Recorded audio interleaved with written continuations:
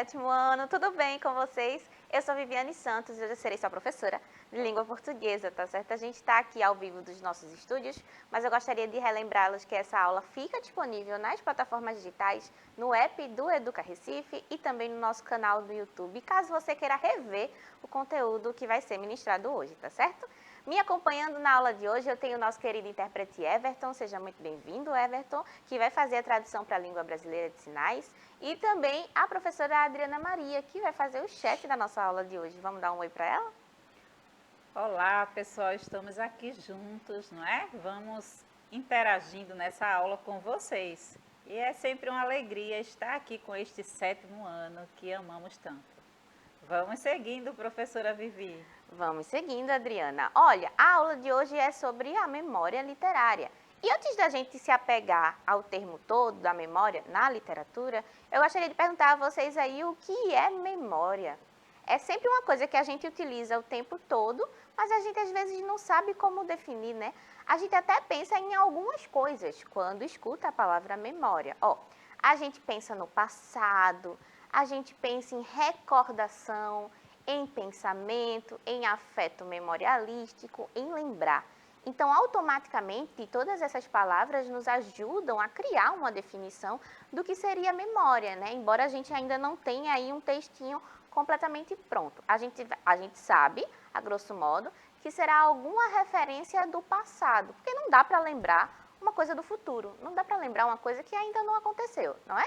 Então vai ser sempre esse resgate de alguma coisa, de alguma pessoa, de algum objeto que a gente conheceu no passado e que está voltando agora através da nossa capacidade de lembrar, tá certo? Então, a memória seria um recurso da nossa mente para que lembremos o que passou, que se passou, ou quem nós um dia conhecemos, ou o que nós vivemos, experienciamos, fizemos, tá certo? Muitas formas existem da gente conseguir manter a nossa memória. A gente vai conversar sobre isso também ao longo da aula, tá certo? Quando pensamos em memória, logo nos vem à cabeça a ideia do diário. Ele costuma compilar os fatos ocorridos durante o dia e nos ajuda a registrar esses acontecimentos caso a nossa memória nos falte no futuro.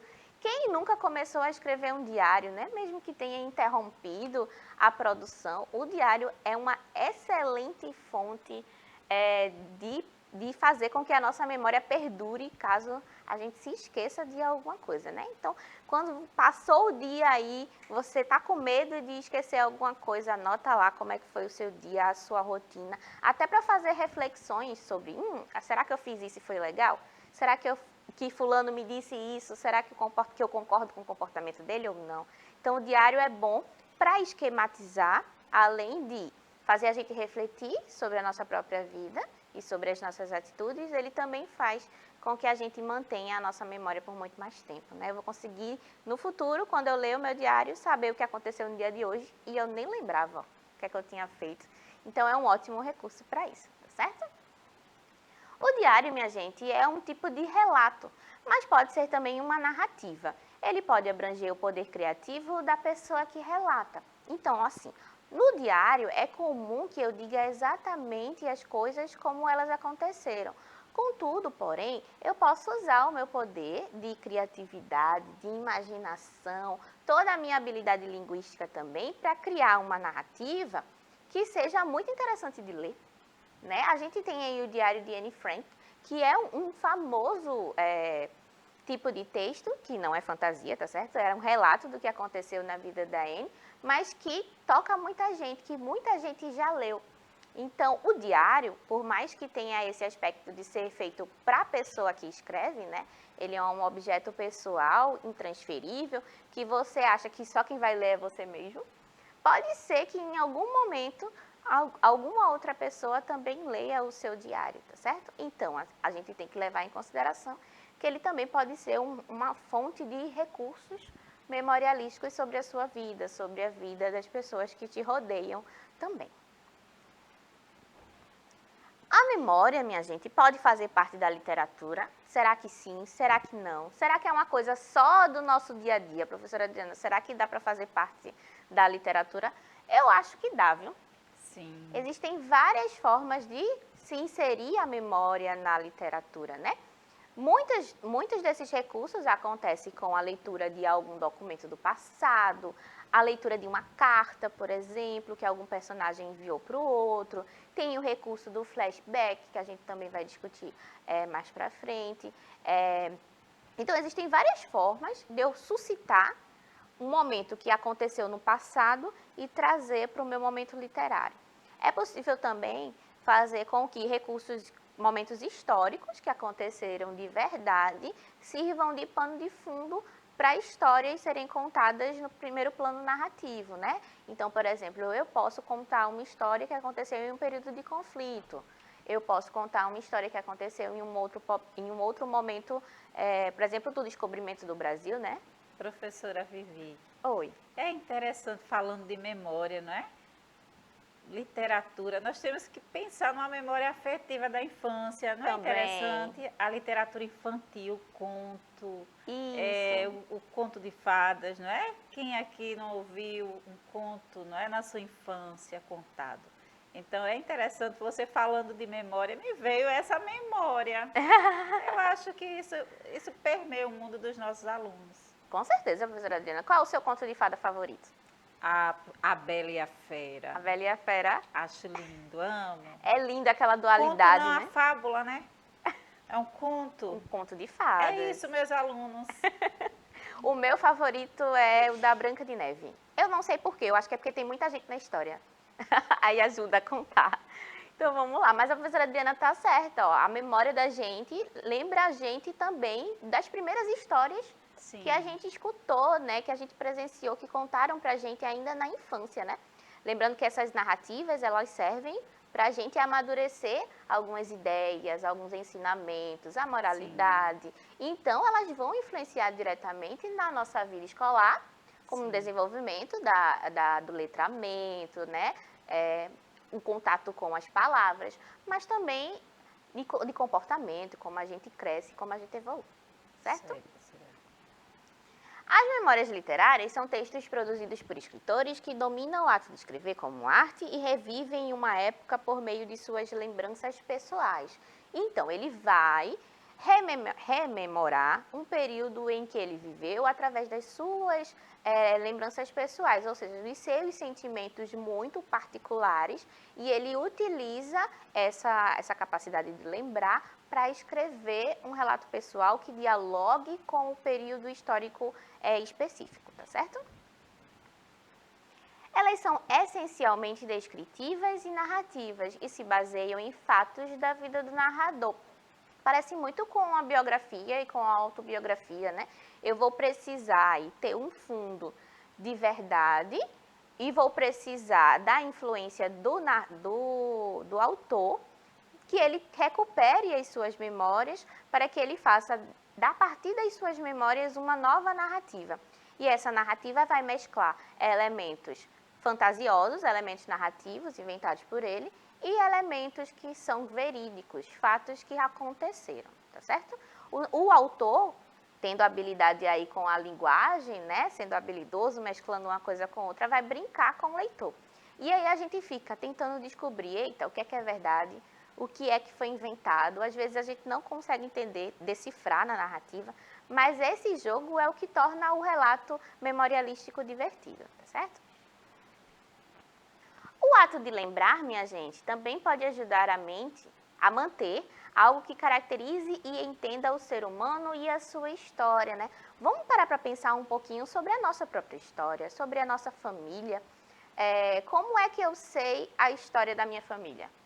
Primeiro eu preciso escutar, né? Conversar com os meus pais, conversar com os meus avós, conversar com os meus tios, para saber como é que tudo aconteceu, como é que eles se conheceram, como é que eles cresceram, onde cresceram, qual era o contexto. Em seguida, eu vou buscando formas de fazer com que essa memória perdure a longo prazo. Pode ser por meio de fotografias da família. Quem não tem um álbum gigante de família dentro de casa com aquelas fotos reveladas, né? Todo mundo, né? Isso é uma forma também de manter a nossa memória. Os diários são outro exemplo disso, né? Mais de uma pessoa, espera-se, na família tenha muitos diários. Então, se eles não se importarem em compartilhar, porque às vezes rola uma timidez, né, em compartilhar o próprio diário. Então, se eles não se importarem de compartilhar, é também uma fonte importante. Outra fonte são os vídeos que são produzidos, as produções caseiras, né? Tenho certeza que você já foi para a escola e o seu pai foi lá. Seu pai, sua mãe, seu tio, sua avó, foi lá filmar o seu momento na escola, a sua festinha, a sua apresentação de trabalho. Então, todas essas formas são recursos de manter a memória sempre viva, tá certo? Agora a gente vai ler um texto, um fragmento de texto chamado As Mais Belas Coisas do Mundo. Mas antes disso, eu gostaria de perguntar a vocês aí de casa, quais são para vocês as mais belas coisas do mundo? Porque isso pode variar de pessoa para pessoa, né? Qual que você considera a coisa mais bonita do mundo, professora Adriana? Me diga. Eita, a natureza, o mar. A eu amo. natureza. Sim, as flores. Sou apaixonada. Vivencio demais isso. Muito poderoso aí. Para a professora Adriana, uma das coisas mais belas do mundo é a natureza. Para mim, por exemplo, pode ser o amor, pode ser a família. É claro que a gente tem pontos em comuns, né? Se ela fosse enumerar, provavelmente ia aparecer também. Mas, para cada pessoa, as coisas bonitas podem ser diferentes, né? A gente pensa logo em família, a gente pensa nos bens materiais, tem muita gente que gosta, né? A gente pensa na amizade, a gente pensa no amor. Eu não pensei na natureza, a professora Adriana já pensou, tá vendo? Isso prova que para cada um varia ali o que é importante ou o que é que vem em ordem, né? Às vezes as mesmas coisas aparecem, mas só em ordens diferentes. Então vamos ler o texto As Mais Belas Coisas do Mundo, que é o de Walter Hugo, que ele vai fazer uma reflexão sobre como a memória vai impactar na literatura e na vida da personagem. O meu avô sempre dizia que o melhor da vida haveria de ser ainda um mistério e que o importante era seguir procurando. Estar vivo é procurar, explicava. Quase usava lupas e binóculos, mapas e ferramentas de escavação, igual a um detetive cheio de trabalho e talentos. Tinha o ar de um caçador de tesouros. E, de todo modo, os seus olhos reluziam de uma riqueza profunda. Percebíamos isso no seu abraço do avô, porque ele se tornava uma casa inteira e acolhia. Abraçar assim, talvez porque sou magro e ainda pequeno, é para mim um mistério tremendo. Então, olha, esse texto é um ótimo exemplo da utilização da memória, porque ele vai lembrar desse avô, que a gente não sabe se está vivo ainda, né? Mas ele conta como foi crescer do lado desse avô e que ele era acolhido, muito abraçado, muito querido pelo seu avô. Ao mesmo tempo que ele perguntava qual é a coisa mais bonita do mundo para o seu avô, o avô dizia, é um mistério. Eu ainda não sei, eu estou procurando. Então veja, se o avô dele, que é uma pessoa mais experiente, né? A gente sempre acha e acredita fortemente que as pessoas mais experientes vão saber responder quase tudo pra gente, né? Quando a gente pergunta. E às vezes elas também ainda estão procurando. Isso prova que a vida não dá para responder tudo de uma vez só, né? A gente tem que ir aos pouquinhos, entendendo o que dá, vendo o que a gente consegue entender. E o que não dá, a gente vai seguindo, continua investigando, continua procurando. Tem alguns elementos nesse trecho que exemplificam, que deixam muito explícitos a ideia de memória. Bora ver quais são? Vamos observar os trechos e palavras que corroboram com a ideia de memória. Eles podem estar no passado, como verbos, ou podem suscitar objetos de outro tempo. Será que eu só consigo pensar em memória quando eu penso em flashback? Ou será que a partir da utilização já do meu verbo, eu já consigo fazer esse trabalho? Bora lá! Aqui eu trouxe o texto grifado. As partes em amarelo são as partes que evidenciam esses momentos em que eu posso pensar em memória, em um processo de volta ao passado. Eu tenho o avô, que é uma pessoa com mais idade, então automaticamente é uma pessoa já com história, com memória de algum tempo que passou. Eu tenho os verbos dizia e explicava, que estão no passado também, então já dá essa ideia também de algo que já foi. Eu tenho os objetos, que são objetos mais antigos, que talvez um público aí mais moço, né, um público mais juvenil talvez desconheça, que são lupas, binóculos, mapas e ferramentas de escavação. Mapa a gente só usa digital hoje em dia, né? Bota lá no aplicativo para chegar em algum lugar. Binóculos são aqueles óculos que a gente utiliza para ver a distância, tá certo? Percebíamos isso no seu abraço de vô. A gente também tem o percebíamos que está no passado. Ele se tornava uma casa inteira e acolhia. Isso aí é um momento de afeto, né? E é também um momento de memória. Essa era a memória que o avô desperta na personagem. Para evidenciar o tempo passado, a gente tem os verbos dizia e explicava, ambos no pretérito imperfeito, ou seja, uma ação que aconteceu já, tá certo? E a gente também tem a escolha de palavras, que nos ajudam muito nesse processo de entender que o texto fala sobre algo que já passou. A gente tem o avô, que é um ancestral, que remete à ideia de sabedoria e de memória. A gente tem lupas, binóculos, mapas e ferramentas de escavação, objetos mais antigos de investigação, referência que os mais jovens podem não entender. Se fosse uma pessoa mais jovem escrevendo esse texto, talvez, por exemplo, de hoje em diante, talvez os objetos de memória já fossem diferentes. No futuro, os meus netinhos vão dizer, minha avó mexia no celular dela. E pode ser que eles nem usem mais celular, usem outra coisa. E aí o celular vai ser para mim um objeto de memória, vai ser uma coisa do passado, tá certo? E agora, minha gente, para ainda refletir sobre a memória, eu trouxe um curta para a gente assistir, que vai contar a historinha de dois personagens que estão aí envoltos nesse processo de pensar a memória. Bora assistir?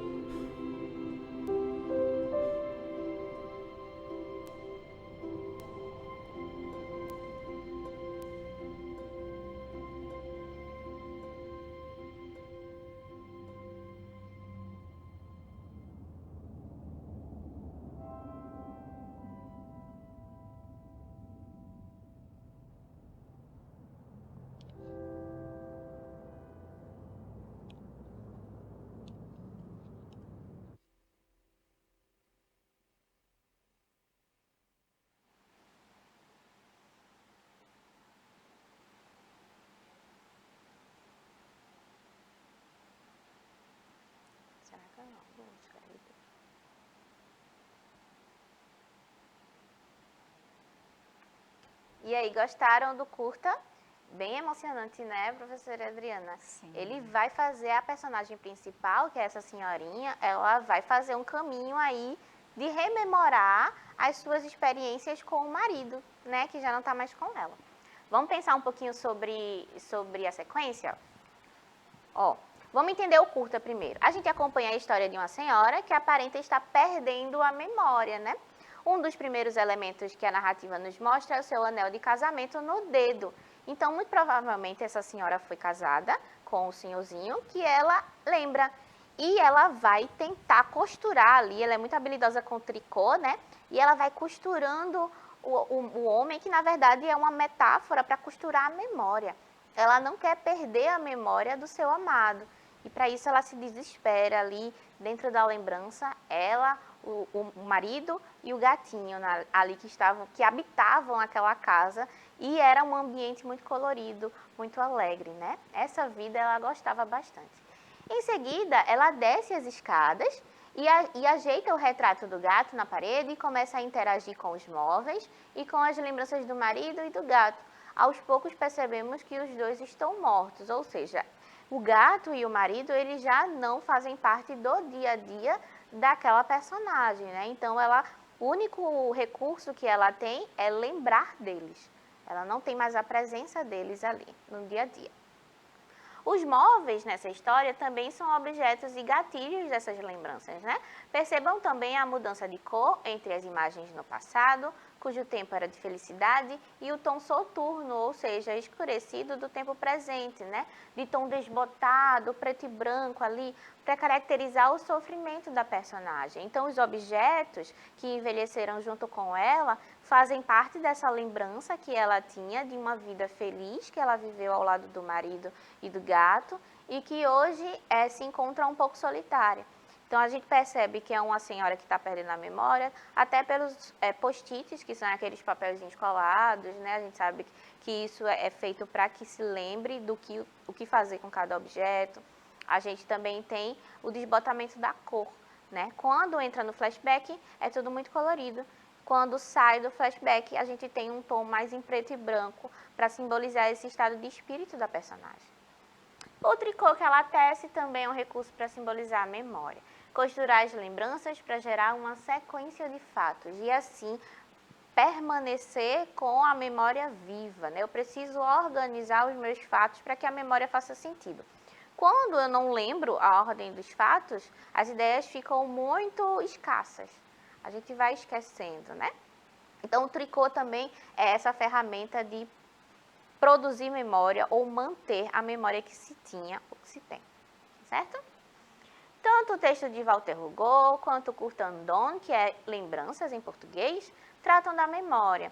Nessas obras, ela surge como um recurso para buscar experiências e vivências localizadas em um passado, no texto distante, pois era a memória do avô, no curta mais próxima, pois era a memória da própria protagonista, tá certo? Então, no primeiro texto, a memória era do avô, não era do protagonista do texto. No segundo exemplo, que era o curta, a memória era da própria personagem, da própria protagonista, tá certo? Outro recurso interessante é o flashback, que é muito utilizado em narrativas quando precisamos contar o passado. É usado para caracterizar o trecho da narrativa que corresponde à lembrança. Então, nesse curta, por exemplo, a gente pode caracterizar aquilo tudo que a senhorinha está vendo como um flashback. Enquanto que no texto do Walter Hugo, o avô estava contando aquela memória, né? O neto estava contando aquela memória. Aqui não, a gente vê a memória, vivencia essa memória. Então, isso é um flashback, um recurso de voltar ao passado para contar a história, tá certo? E o que acontece quando a gente perde a memória, minha gente? Vocês já pararam para pensar sobre isso? Trouxe alguns questionamentos que vão ficar aí para que vocês reflitam o que acontece nessas situações específicas. Existe uma forma de manter a memória, mesmo quando ela se esvai? E os textos são fiéis à realidade? Ou será que a nossa memória não nos permite que nós reproduzamos exatamente tudo o que acontece da forma que foi? Não é legal? Espero que vocês tenham gostado da aula de hoje. Eu vou passar para a professora Adriana para que ela diga o que achou e se despeça. Professora Vivi, Eu sou suspeita, porque foi maravilhosa, entendeu? Realmente despertou memórias aqui sua aula, tá? Beijão, pessoal, até a próxima. Olha aí, a professora Adriana gostou porque despertou as memórias dela. Espero que tenha despertado as de outras pessoas também. Para terminar a aula de hoje, eu trago uma frase aqui do Jorge Luiz Borges que diz assim: a memória, minha gente, é essencial, visto que a literatura está feita de sonhos e os sonhos fazem-se combinando recordações, também criando outras hipóteses, né, outras possibilidades. Eu espero que vocês tenham gostado dessa aula. Na próxima aula, a gente continua falando um pouquinho sobre a memória, tá certo, gente? Um cheiro e até breve.